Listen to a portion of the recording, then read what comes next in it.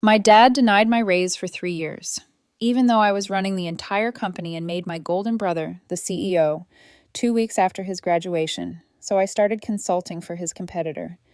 They pay 5 times more, and now they're collapsing and begging me to come back. Sup, Reddit. Didn't think I'd be posting here, but my family situation has gone completely nuclear, and I need to get this off my chest. My dad spent 3 years denying me raises while I basically ran his entire company, then handed my barely graduated golden child brother the CEO position. I walked out, started consulting for their biggest competitor, and now they're hemorrhaging money and begging me to come back. Spoiler alert, that's not happening. I, 31, female, a manufacturing engineer who's been working at my father's metal fabrication company since I graduated college at 22.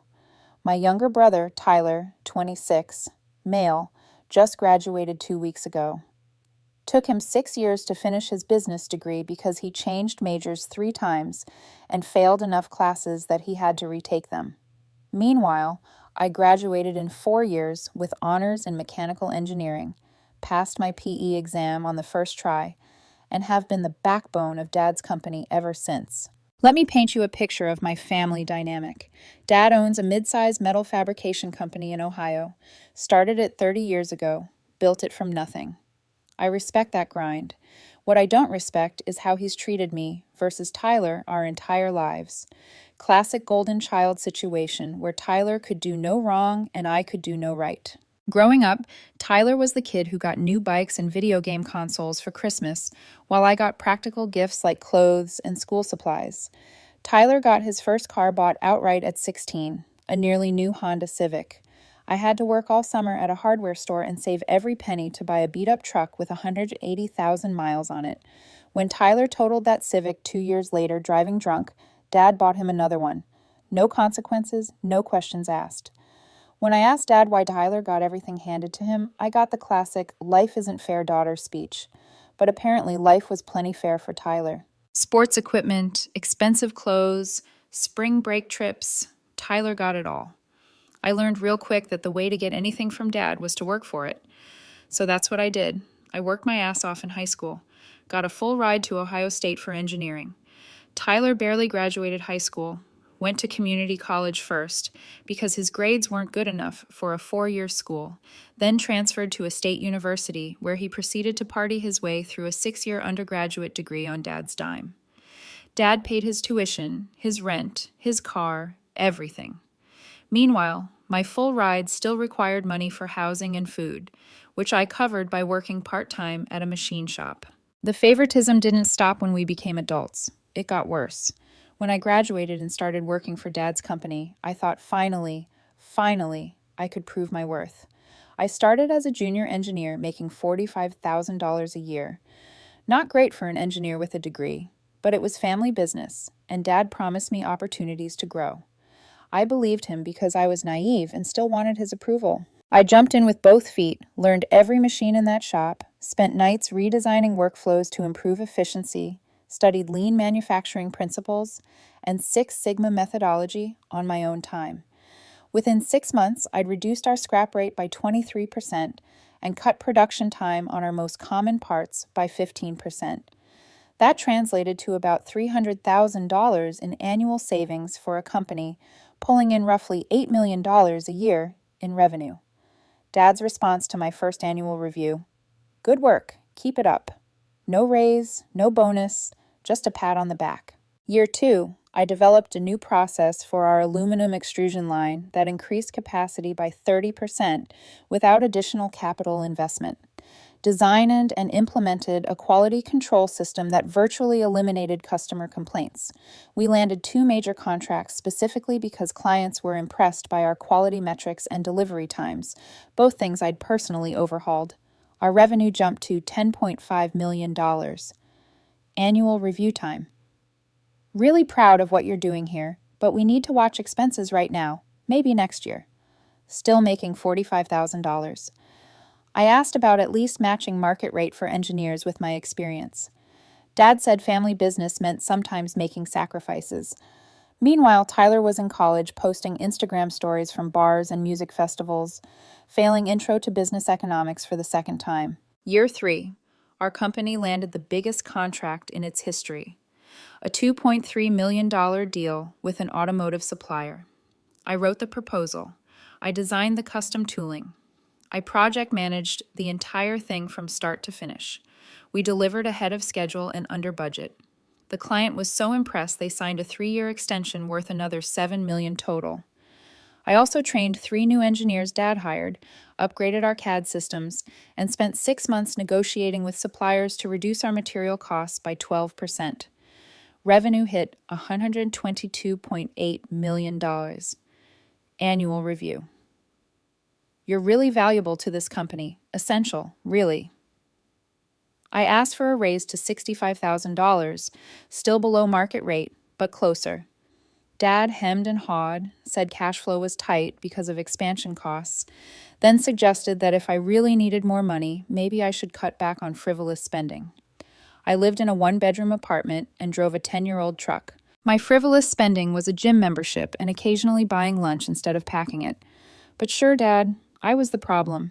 That same month, Dad bought Tyler a new F-150 as a college graduation gift. Tyler hadn't even finished yet, still had 1 semester left. The truck cost $48,000, more than I'd made in a year. I started seriously questioning my life choices. Year 4, I'm essentially running operations at this point.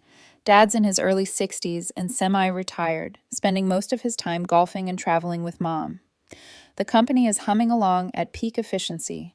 We're up to $14.2 million in revenue with 18% profit margins, well above industry standard. I'm overseeing 12 employees, managing multiple major client relationships, and handling everything from production scheduling to strategic planning. I finally put my foot down. Market rate for a manufacturing engineer with my experience and responsibilities in Ohio is $85,000 to $95,000. I was still making $45,000. For context, some of the guys running CNC machines were making more than me. I wrote up a detailed proposal outlining my contributions, included comparisons to industry salary data, and requested $80,000. Still on the lower end, but reasonable. Dad's response: "This feels like you're holding the company hostage, after everything we've given you." They hadn't given me anything. I'd earned every dollar. I'd transformed his company from a decent small business into a genuinely competitive mid-size manufacturer, but pointing that out got me nowhere. That's when Tyler graduated. Finally, 6 years, 2 major changes, 3 failed semesters that required retakes, and a 2.4 GPA later. He had a bachelor's degree in business administration. His crowning achievement was apparently not getting expelled. 2 weeks after graduation, Dad called a company meeting, announced Tyler would be joining the team as Chief Operating Officer, would be learning the business from top to bottom before taking on a leadership role. The COO title was complete. Tyler didn't know the difference between a lathe and a mill, couldn't read a blueprint, had never managed anyone or anything. But there he was, strutting into the office in his new suits, acting like he'd earned something. His starting salary, $75,000, plus company car, plus performance bonuses tied to metrics I'd established and was maintaining. Tyler was making more than me on day 1, despite having 0 experience and 0 contribution to the company's success. I kept my mouth shut, figured maybe Tyler would surprise everyone, maybe he'd actually work hard and prove himself, maybe Dad would finally see that merit should matter more than birth order. I was wrong on all counts. Tyler spent his first month learning the business by showing up at 10 o'clock a.m., taking 2-hour lunches, and leaving by 3 p.m. He'd walk through the shop occasionally, interrupt people working to ask basic questions that showed he hadn't bothered to read any of the materials I'd prepared for him, then disappear back to his office to scroll through his phone. The few times he tried to contribute ideas, they were disasters. He wanted to switch suppliers to save 3% on steel without understanding that the cheaper supplier had quality control issues that would cost us 10 times that in rework and scrap. He suggested streamlining our inspection process, meaning eliminating critical quality checks because it slowed things down. He tried to promise a client a delivery timeline that was physically impossible, and I had to spend hours explaining manufacturing constraints to both him and the very angry client. I was working 60-hour weeks cleaning up Tyler's messes while he collected his paycheck and took credit for anything that went right. Month 2 of Tyler's employment, I asked Dad for a meeting, laid it all out, my contributions over 4 years, my below-market salary, Tyler's lack of contribution, and higher compensation.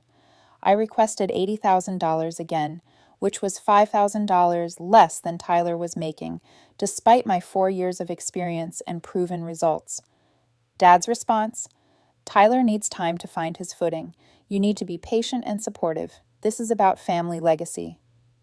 I asked point blank what I needed to do to earn a fair salary. Dad got uncomfortable and said, sometimes being part of a family business means making sacrifices. Tyler's going to run this company someday. You should be happy being part of building something bigger than yourself. There it was.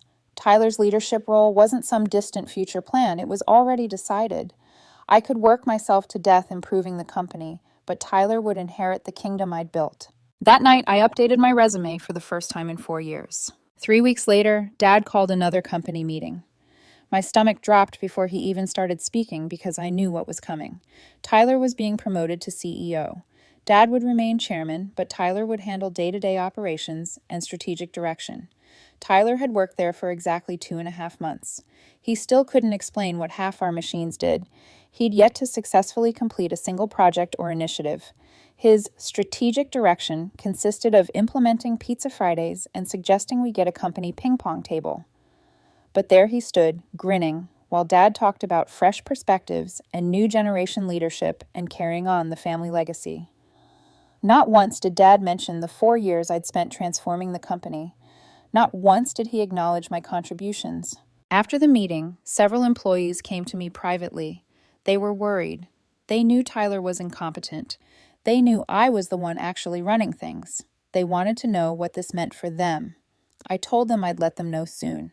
That night, I sat in my shitty apartment and made a choice. I'd spent 4 years chasing Dad's approval, working for below-market wages, building his company while he groomed Tyler to take credit for it all. I was done. I called Mark Chen. Mark runs the biggest manufacturing consulting firm in the Midwest. His company, Apex Manufacturing Solutions, works with mid to large manufacturers to optimize operations, implement new technologies, and solve complex engineering challenges. We'd crossed paths at a few industry conferences, and he'd mentioned multiple times that if I ever wanted to leave Dad's company, he'd be interested in talking. We met for coffee 2 days later. I laid out my experience, the process improvements, cost reductions, quality enhancements, client relationships I'd developed, showed him the numbers backing it all up. Mark didn't even blink. I can start you at $160,000 base salary plus quarterly performance bonuses. Most of our consultants at your level are pulling in $200,000 to $220,000 total compensation first year. You'd be traveling about 40%, working with clients on projects ranging from 3 months to 2 years. We'll train you on implementation methodologies, project management, client relations, basically everything you've been doing, but with actual recognition and proper compensation. 5 times what Dad was paying me, plus bonuses, plus actual growth opportunities, plus working with competent people instead of cleaning up after Tyler. I accepted on the spot. 2 weeks' notice felt too generous, but I wanted to leave professionally. I typed up my resignation letter that night, short and sweet. Effective 2 weeks from today, I'm resigning from my position. Thank you for the opportunity. I'll ensure a smooth transition of my responsibilities. I didn't mention the pay disparity, didn't mention Tyler, didn't mention the 4 years of watching Dad hand everything to his golden child while treating me like hired help. Just clean and professional. Handed it to Dad the next morning. He read it, set it down, and asked, "Is this about money?" "It's about fair compensation for fair work," I said. "I've been running operations here for years at entry-level pay, while you promoted Tyler to CEO after 2 months. I found somewhere that values my contributions." Dad's face went red. "After everything this family has done for you, what did this family do for me?" I interrupted. "I worked here for 4 years, transformed your operations, and got 0 raises. Tyler worked here for 2 months, contributed nothing, and got made CEO. Don't talk to me about family." He tried the guilt trip, the loyalty speech, the "you're being selfish" routine, I'd heard it all before. This time, I didn't care. 2 weeks, I said. I'll document everything I can. After that, good luck. Good. Those 2 weeks were hell. Dad alternated between trying to guilt me into staying and being passive-aggressively hostile. Tyler acted like I'd personally betrayed him by leaving. He actually said, "How am I supposed to run things if you're not here?" That's when I realized Tyler thought I'd always be there. The plan was never for Tyler to learn the business. The plan was for Tyler to have the title and salary while I did all the actual work. I was supposed to be his shadow COO, the woman who made him look good while he collected the credit and compensation. Not anymore. My last day, I handed over documentation on every major system, process, and client relationship. I spent an hour with Tyler trying to explain critical things he needed to know. He kept checking his phone and saying, yeah, I got it, to things he clearly didn't get. I shook hands with the shop floor guys who'd become friends over the years. They knew what was up. A few of them asked if I was hiring wherever I was going. I told them to keep in touch. Dad didn't even bother saying goodbye. Tyler gave me this smug look like I was making a mistake and he'd be fine without me. I walked out of that building for the last time with a weird mix of emotions. Relief mostly, some sadness, but mostly just this incredible lightness, like I'd finally dropped a weight I'd been carrying since childhood. I started at Apex Manufacturing Solutions the following Monday. First week was orientation and training. Met the team, all experienced engineers, and operations specialists who actually knew their étoile. My direct boss, Sarah, had a PhD in industrial engineering and 20 years of experience. She treated me like a competent professional, not a free labor source. My first project was with a Tier 1 automotive supplier having major quality control issues. Spent 3 months on site diagnosing problems, redesigning their inspection protocols, and training their team. Client was thrilled. Renewed for a follow-up project immediately. My first quarter bonus alone was $18,000, more than a third of what Dad paid me annually. The work was challenging and rewarding. I was learning constantly, working with cutting-edge manufacturing technology, solving complex problems for clients who actually appreciated the solutions. And I was making real money for the first time in my adult life. Meanwhile, I'd hear things through industry contacts about Dad's company. Nothing direct, just whispers at conferences, comments from suppliers. Things weren't going great. Month 3 after I left, I ran into one of Dad's suppliers at a trade show. He mentioned they were having issues getting timely responses on orders, lots of confusion about specifications, projects running behind schedule. Month 5, a former colleague texted me, said they'd lost 2 major clients. One because Tyler promised an impossible delivery timeline and they missed it by 6 weeks. Another because quality issues had crept back in and they'd shipped defective parts. Month 6, I got a LinkedIn message from Janet, Dad's longtime office manager. She'd quit, said the place was chaos. Tyler was making terrible decisions. Dad was rarely there anymore, and nobody knew what they were doing. 3 of the senior shop guys had left for competitors. Morale was in the toilet. I felt a little bad, not for Dad or Tyler. They'd made their choices, but for the good people still working there who were suffering because of incompetent leadership. Month 8, Apex landed a major contract with one of Dad's biggest competitors, Precision Metalworks. They wanted to implement the exact same lean manufacturing and quality control systems I'd developed at Dad's company. The owner, Bill Stevens, specifically requested me for the project after hearing about my background. The money was incredible, $230,000 total compensation for the year. But more than that, I was helping Precision Metalworks become a more formidable competitor to Dad's company. We were implementing systems that would let them deliver faster, cheaper, and higher quality than Dad's shop could match in its current state. I'm not going to pretend I didn't take some satisfaction in that. 4 years of being treated like disposable labor, and now I was helping their competition eat their lunch. Month 10, things got interesting. I was on site at Precision Metalworks when my phone started blowing up. Dad, Tyler, even Mom, who'd barely spoken to me since I left, all calling and texting urgently. I ignored them. Whatever crisis they had wasn't my problem anymore. The voicemails started rolling in. Dad, we need to talk. It's about the company. Call me as soon as possible. Tyler. Seriously, we're in trouble here. You need to come back. Mom, please call your father. He's very stressed. I finally listened to one of Dad's messages. His voice was strained, almost panicked. Daughter, we've got serious problems. Lost 3 major clients this quarter. We're hemorrhaging money. Tyler's trying, but he needs help. Your help. We can work something out. Please call me. I deleted it and went back to work. The calls kept coming. I blocked Dad and Tyler's numbers, changed my LinkedIn settings so they couldn't see my activity, made it clear I had zero interest in anything involving their company. But the messages found other routes. Dad started emailing me at my work address. Not sure how he got it. Long emails about legacy and family and needing me. I set up a filter to send them straight to trash. Tyler apparently tried contacting me through Facebook, Instagram, even tried to DM me on Reddit somehow.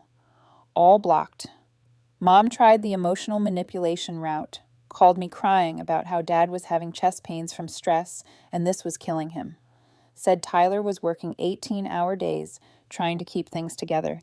Begged me to at least talk to them. I texted back once. Dad chose Tyler.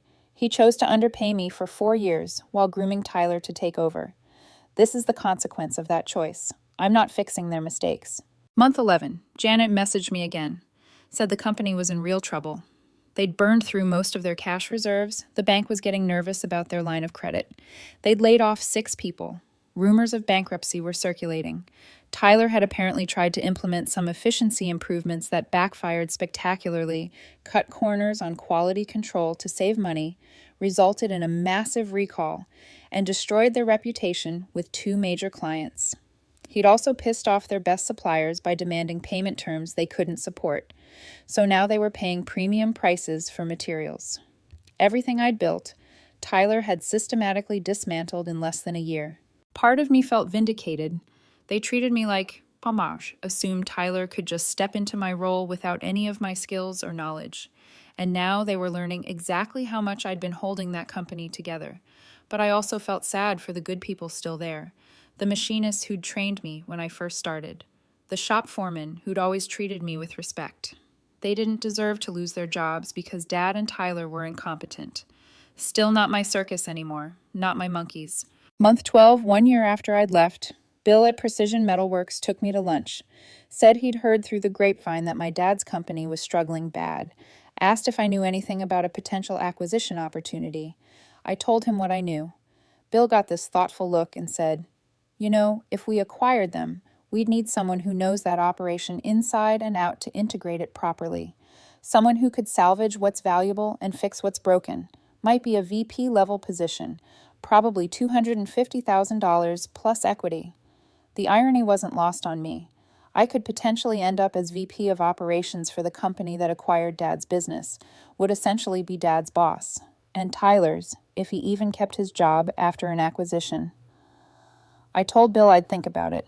That night, Dad called from a number I hadn't blocked. I answered without thinking. "Please don't hang up," he said immediately. His voice sounded broken. "I know you don't want to hear from me. I know I'm shouting up, but I'm begging you to hear me out." I stayed silent. "The company's in trouble, real trouble. We're probably going under in the next 6 months if things don't change. The bank is threatening to pull our line of credit. We've lost most of our major clients. Tyler tried his best, but he's not ready. He's not you." "No," I said. "I was wrong," Dad continued. "About everything. About Tyler, about you, about how I treated you all these years. You were the one who made this company successful, and I was too proud and stupid to see it. I'm sorry." 4 years too late, but I let him keep talking. "Come back," he said. "Please, name your price. CEO position. Whatever you want. We need you." "What about Tyler?" I asked. Long pause. "He'd step aside or work under you. Whatever needs to happen. And my salary? Whatever you want.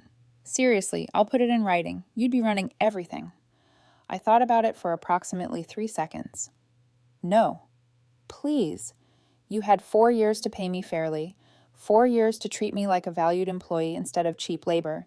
You chose Tyler over me at every opportunity. You chose him when you bought him cars while I drove a beater. You chose him when you paid his way through a 6-year degree while I worked through school.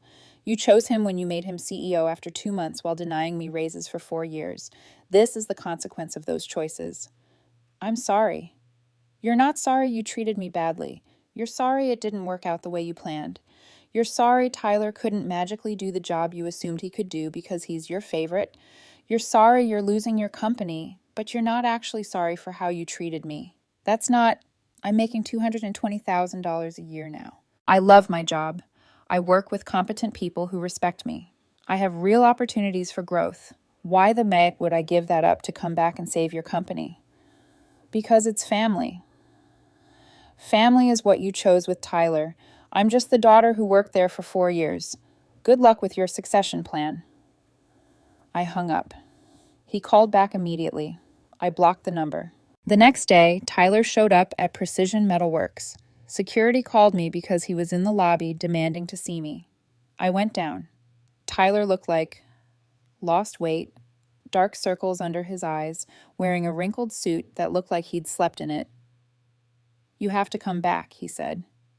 No greeting, no small talk, just desperate pleading. I don't have to do anything, I replied. We're going bankrupt. Dad's having chest pains. Mom's on anxiety meds.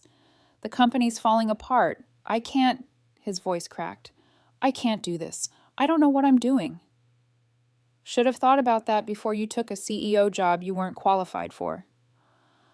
I didn't ask for this. Dad just handed it to me. I thought you'd still be there to help me figure it out. That was the plan, wasn't it? You get the title and the money. I do the actual work. Everyone pretends you're competent, except I left. And now you're discovering that running a company requires actual skills and knowledge. Please, Tyler said. His eyes were wet. I know we treated you badly. I know, Dad, I financed you up, but you can't just let the company die. Think about the employees, all those people who'll lose their jobs. I think about them constantly, I said. That's why I connected Bill Stevens with a few of them. Precision Metalworks is hiring. The good people from Dad's shop will have jobs. They'll have better jobs, actually, at a company that isn't run by incompetent nepotism. Tyler's face went white. You're helping them poach our employees. I'm helping good people find good jobs before your company implodes and leaves them with nothing. You should thank me. You're destroying Dad's legacy. Everything he built. I built it, I interrupted. Dad started a company. I turned it into something successful. Then Dad handed it to you, and you destroyed it in less than a year. This isn't on me. What do you want? Tyler asked. Money, equity, name it. Just come back and fix this. Fix. I looked at my brother, the golden child who'd been handed everything our entire lives, and squandered it all through sheer incompetence and entitlement. I want you to fail, I said. I want you to experience what it's like when hard work and talent don't matter because someone else gets opportunities you deserve. I want you to understand what I felt like every single day working for Dad while he treated you like royalty. I want you to fail, so maybe you'll learn that being someone's favorite doesn't make you competent. Tyler stood there stunned. Get out, I said, and don't come back. Security escorted him out. I went back to work. It's been 6 months since Tyler showed up at my office. Figured I'd update this because things have gotten even more interesting. Dad's company filed for Chapter 11 bankruptcy 3 months ago. Tried reorganizing but couldn't make it work. They're in Chapter 7 liquidation now. Company assets are being sold off to pay creditors. Bill Stevens at Precision Metalworks ended up acquiring their client contracts and some of their equipment for pennies on the dollar. He offered positions to 8 of Dad's former employees, all the good ones I'd worked with. 7 accepted. The 8th retired. Tyler's unemployment didn't last long. Dad got him a job at a buddy's distribution company. Entry-level logistics coordinator, $38,000 a year. Tyler's posting vague LinkedIn updates about learning the fundamentals and paying his dues, like he's some kind of underdog hero instead of a failed CEO getting charity employment. Dad and Mom had to sell their house, moved into a condo. Dad's officially retired now, not by choice. His reputation in the industry is trashed. Word got around about how badly Tyler messed up the company, and Dad's name is attached to that failure. The real kicker, Dad tried to blame me publicly, started telling people I'd sabotaged the company by leaving at a critical time and feeding information to competitors. A couple of people reached out to ask about it. I responded once publicly on LinkedIn, posted a straightforward timeline. 4 years of below-market salary, Tyler's promotion to CEO after 2 months, my resignation, Tyler's disasters, company bankruptcy. Let the facts speak for themselves. Dad's post got ratioed hard. Multiple people who'd worked with me commented about my contributions. A few clients even chimed in about how quality went downhill after I left. Dad deleted his post and hasn't said anything public since. Tyler tried to reach out again last month. Email this time, since I'd blocked him everywhere else. Long sob story about how he never wanted the CEO job. Dad pushed it on him. He was set up to fail. Blah, blah, blah. Ended with, "I'm sorry for everything. You were right about all of it. I'm trying to be better. If you ever want to talk, I'm here." I didn't respond. Not because I'm being petty. Okay, maybe a little because I'm being petty, but mainly because there's nothing to say. Tyler's apology means nothing. It doesn't undo 4 years of watching him coast through life on Dad's favoritism. It doesn't undo the year he spent destroying everything I built. It doesn't undo a lifetime of being treated like I was less important than him. Some bridges you burn, others you just watch collapse on their own. As for me, Apex promoted me to senior principal consultant, making $285,000 total compensation. Now I'm managing a team of 5 consultants, working on projects with some of the biggest manufacturers in the country. Bought a house last month. 4 bedrooms, 3 baths, 2-car garage. Paid 20% down, and my mortgage is less than what Tyler's making annually at his new career. Life's pretty good when you stop waiting for other people to appreciate you and just appreciate yourself. 2 years after I left Dad's company. Time for a final update because this story has officially run its course. Dad had a heart attack 8 months ago. Not related to stress, apparently, just bad genetics and a lifetime of burgers. He survived, but it was a wake-up call. Mom called me from the hospital, the first time we'd spoken in over a year. "Your father wants to see you," she said. "Please, he's asking for you." I went. Not because I'd forgiven anything, but because the man almost died, and I'm not a complete monster. Found him in a hospital bed looking 20 years older than when I'd last seen him. Mom and Tyler were there. Tyler looked uncomfortable. Mom looked relieved I'd shown up. Dad tried the deathbed reconciliation speech. Apologized for everything. Said he'd been a terrible father to me. Said he'd let his favoritism blind him. Said he was proud of what I'd accomplished. Despite him, not because of him. Cried a bit. I sat there and took it in. Thought about all the years of pain, all the times he'd chosen Tyler over me, all the opportunities he denied me while handing Tyler everything. "I appreciate you saying that," I finally said. "I do, but it doesn't change anything. You made your choices. I made mine. I'm not angry anymore. I'm just done." "I know," Dad said. "I don't expect forgiveness. I just wanted you to know I'm sorry, and I'm proud of you. Should have said it years ago." "Yeah," I said. "You should have." That was pretty much it. Dad recovered. He and Mom are doing the retirement thing in their condo. Dad tried reaching out a few more times, but eventually stopped when I made it clear I wasn't interested in rebuilding a relationship. Tyler and I ran into each other at an industry conference 6 months ago. He's still working that logistics job, apparently doing okay at it. He walked up, awkward as hell, and said, "Hey." "Hey," I said back. Long pause. "I really am sorry," he said. "For everything. The way we treated you, the company, all of it." "I know," I said. "Is there any chance?" "No." He nodded. "Yeah, I figured. For what it's worth, I tell people the truth now about how I messed up the company, about how you were the one who built it. I don't make excuses anymore." "Good for you," I said, and I meant it. Kind of. Not in a warm, fuzzy way, but in a basic human decency, should be the minimum way.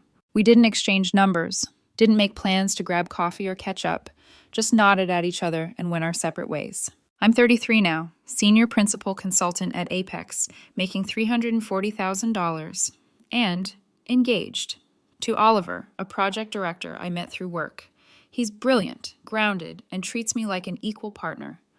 We're planning a wedding for next spring. Mom asked if Dad and Tyler were invited. I said Mom was welcome. Dad and Tyler weren't. She tried the family obligation argument. I shut it down. They had a million chances to treat me like family. They chose not to. This is my wedding. Oliver's family, my actual family, the people who've supported me and believed in me, they're the ones who belong there. Mom didn't push it. I think she knew better. That's where things stand. Dad's company is gone. Tyler's learning to be a functioning adult. Dad's living with his regrets. Mom's respecting my boundaries. And me? I'm building a life with someone who values me, doing work I'm passionate about, making money that reflects my actual worth, living in a home I bought with my own success, surrounded by people who respect me. No golden child favoritism, no toxic family dynamics, no more waiting for approval that'll never come. Just peace. Finally,